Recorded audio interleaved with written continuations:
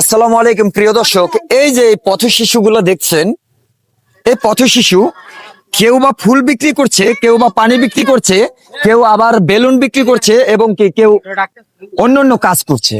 এদের বাবা মা কে কোথায় আছে আদৌ জানি না, আমরা জানবো একজন থেকে। আসসালামু আলাইকুম। ওয়ালাইকুম সালাম। কেমন আছেন? ভালো। আপনি কেন ফুল বিক্রি করতেছেন? আপনার তো স্কুলে থাকার কথা এখন। আমার আম্মু অসুস্থ বাসায়। আমার আম্মুর বাইরে আমার এক ভাই। আপনার আম্মু প্রেগনেন্ট? আপনার আব্বু কোথায়? আমার আম্মুর হচ্ছে আরেকটা বিয়ে করছে আব্বু। আপনার আব্বুরে থেকে আরেকটা বিয়ে করছে, তা আপনার খোঁজ খবর নেই না? না, আপনার কি হয়েছে? আমার আব্বু কাম করে না। আপনার আব্বু কাম করে না? কেন কাম করে না? ইট ভাঙে খালি, একদিন বাজার দেয় আরেকদিন বাজার দেয় না। একদিন বাজার দেয়, একদিন বাজার দেয় না। আপনার এই জন্য ফুল বিক্রি করতে ভালো লাগে না স্কুলে যাইতে ভালো লাগে? স্কুলে যেতে লাগে, স্কুলে যাইতে ভালো লাগে। তা আপনার আব্বুকে আপনি বলেন আমি স্কুলে যাব।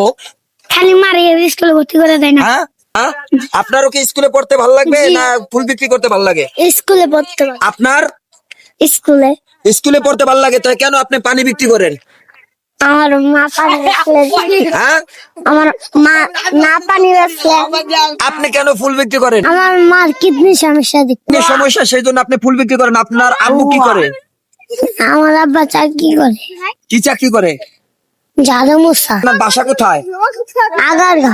প্রিয় দর্শক, এই যে দেখেন, এই যে পথ শিশুগুলো আছেন, যে স্কুলে থাকার কথা, মাদ্রাসায় থাকার কথা, আর এই বয়সে আমরা কিছু বুঝতাম না। স্কুলে আসছিলাম, স্কুলে পড়ালেখা করতাম, কিন্তু আজ দেখেন এই যে পথ শিশুগুলো আছে, হ্যাঁ, তাদের আজকে কি অবস্থা। কেউর মায়ের সমস্যা, কেউর বাবার সমস্যা, কেউর বাবা নেশা পানি করে। এই একটা বাচ্চা আছে, হ্যাঁ, তোমার নাম কি? রবিউল। রবিউল। তুমি এই যে বেলুন বিক্রি করো কেন? তোমার তো স্কুলে থাকার কথা, এখন বাসা থেকে পড়ার কথা।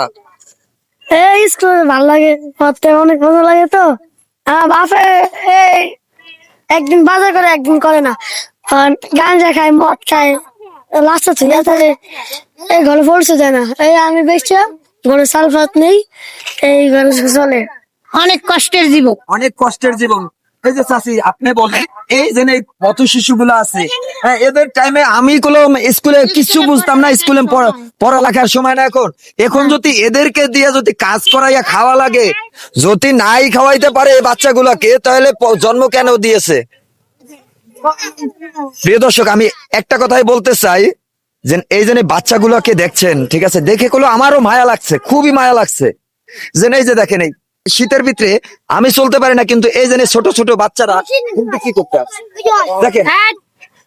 ভিডিওটা এত বেশি শেয়ার করে দেবেন, এত বেশি শেয়ার করে দেবেন, যেন অন্যকে দেখার সুযোগ করে দেবেন। আর যদি কেউ এদের সাহায্য সহযোগিতা করতে চান, তাহলে চলে আসবেন আগারগাঁও কেকপট্টি।